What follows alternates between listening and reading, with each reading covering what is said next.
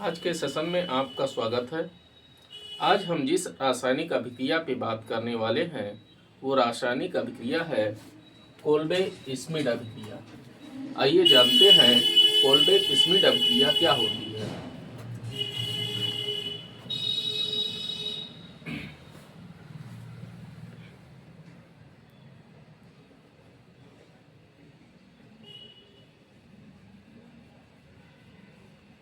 Phenol के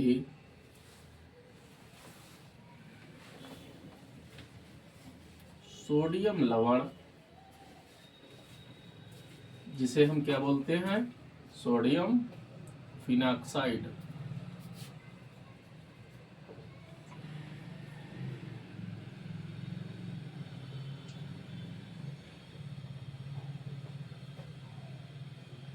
को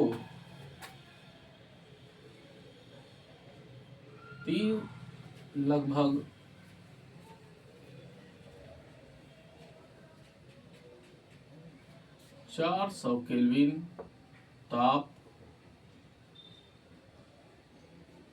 एवं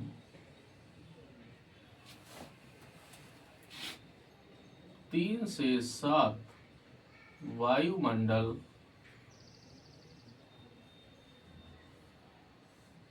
दाब पर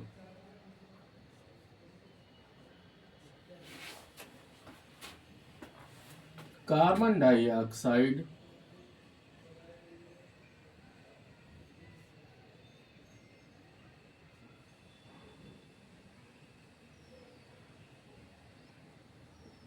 से क्रिया कराने पर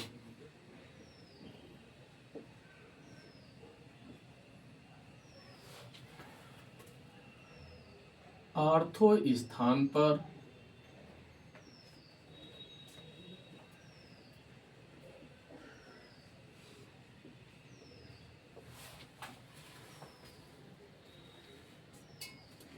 COOH समूह का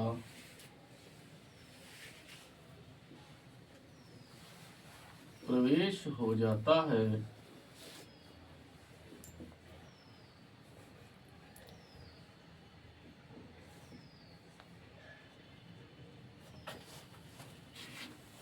और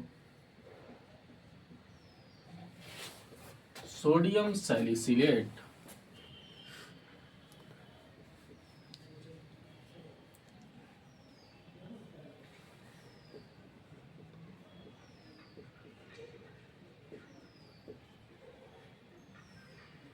बनता है,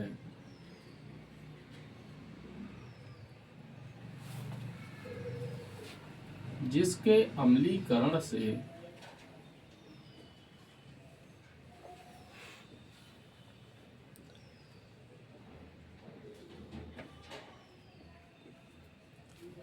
सैलिसिलिक एसिड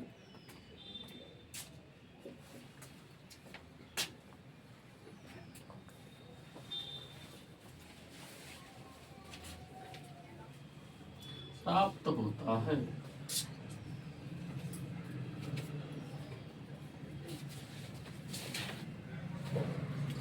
देखिए क्या है, कहता है फिनाल के सोडियम लवण यानी सोडियम फिनॉक्साइड को लगभग 400 केल्विन ताप और 3 से 7 वायुमंडल दाब पर कार्बन डाइऑक्साइड से क्रिया कराने पर आर्थो स्थान पर COOH समूह का प्रवेश हो जाता है। अब अगर किसी भी यौगिक के अंदर COOH समूह, जिसे हम कार्बोक्सिलिक अम्ल समूह कहते हैं, का प्रवेश अगर होता है तो इस प्रक्रिया को कार्बोक्सिलीकरण कहा जाता है और सोडियम सैलिसिलेट बनता है, जिसके अम्लीकरण से सैलिसिलिक एसिड प्राप्त होता है। आइए इसे हम रासायनिक अभिक्रिया के माध्यम से समझते हैं।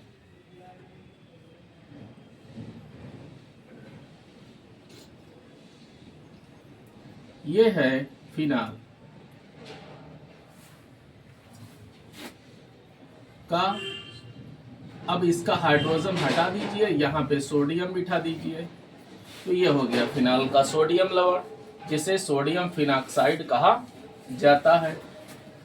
अब इसकी क्रिया तुम्हें कार्बन डाइऑक्साइड के साथ करानी है। तापमान देना है 400 केल्विन और दाब देना है 3 से 7 वायुमंडल।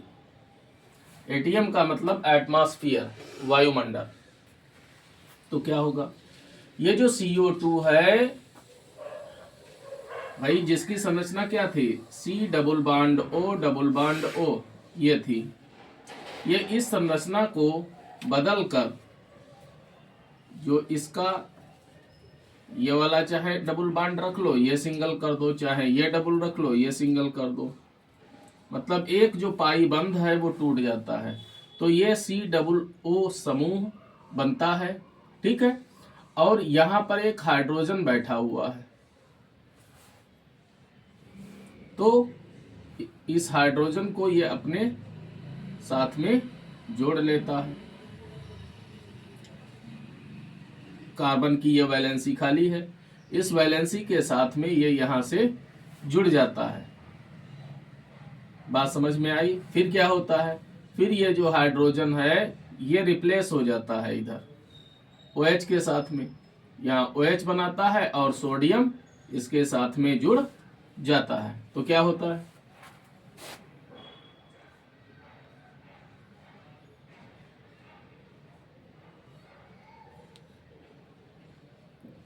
तो ये OH हो गया, ये COO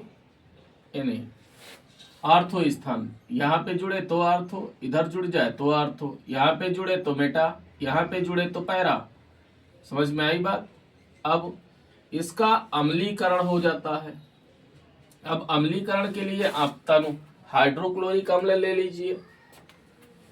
तो तनु है, तो तनु में क्या होता है, पानी ज्यादा होगा, HCl कम होगा, है ना। तो हम इसको ऐसे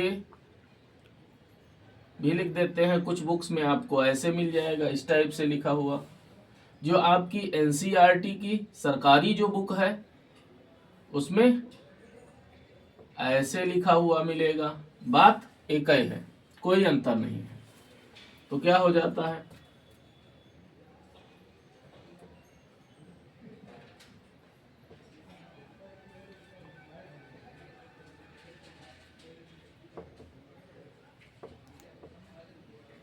ये सैलिसिलिक एसिड बन जाता है।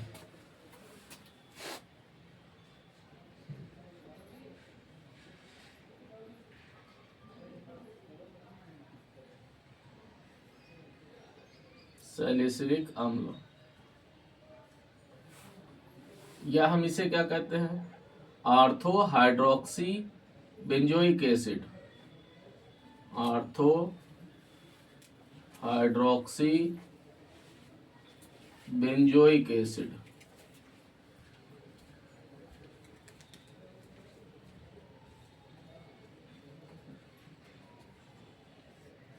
बेंजोइक एसिड, यह है सोडियम सैलिसिलेट।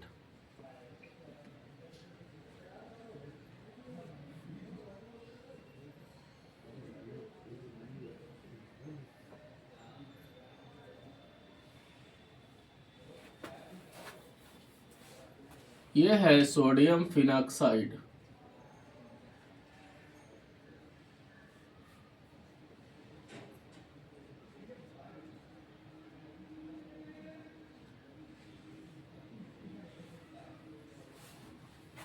Sodium phenoxide. देखो अब इसके अगर हम स्टेप की बात करें तो इसके बीच में एक, समझिए, ये है ONA, ये यहाँ पे हाइड्रोजन है, ठीक है। अब क्या होता है, जो CO2 है ये जुड़ता है, ये सबसे पहले यहाँ पे आता है। संरचना हमने बताई थी आपको कि ये इस टाइप से इस रूप में आता है। तो ये सबसे पहले यहाँ पे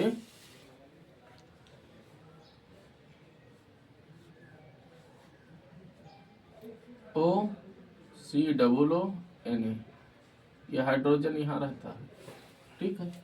अब क्या होता है, अब इसका जब पुनर्विन्यास होता है तब ये बनता है, ये पुनर्विन्यास के द्वारा।